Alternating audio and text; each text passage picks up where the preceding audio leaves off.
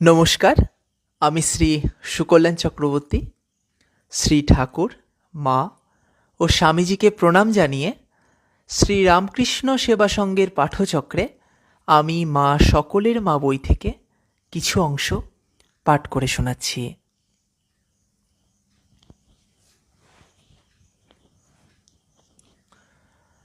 রামচন্দ্র মুখুজ্জেদের কয়েক বিঘা জমি ছিল, কিন্তু তাতে যা ধান হতো তা যথেষ্ট ছিল না। রামচন্দ্র তাই সংসার প্রতিপালনের জন্য পুরোহিতের কাজ করতেন এবং তুলোর চাষ করাতেন। শ্যামাসুন্দরী দেবীর কোলের মেয়ে শারদাকে খেতে শুইয়ে তুলো তুলতেন। একটু বড় হয়ে শারদাও মাকে ওই কাজে সাহায্য করতেন। মা মেয়ে দুজনেই ওই তুলো থেকে পৈতে তৈরি করতেন বিক্রির জন্য।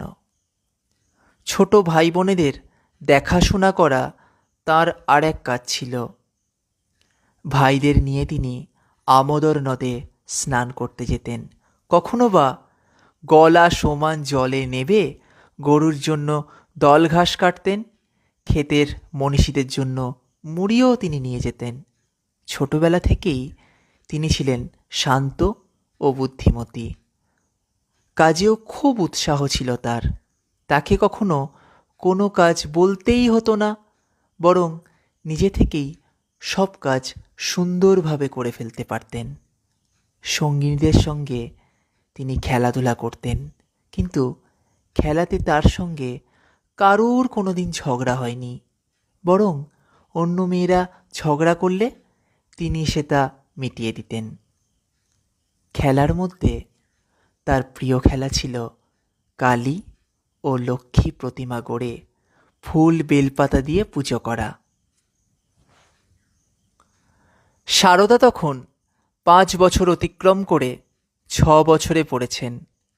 আর ওইদিকে দক্ষিণেশ্বরের কামারপুকুরের গদাধর চট্টোপাধ্যায় ভবিষ্যতের শ্রীরামকৃষ্ণ সাধনার তোড়ে ভেসে চলেছেন। জগজ্জননীর দর্শন না পেয়ে তিনি থামবেন না।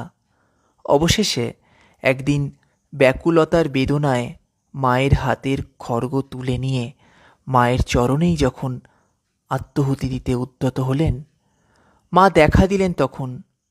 এরপর থেকে জগজ্জননী তার কাছে জীবন্ত হয়ে উঠলেন।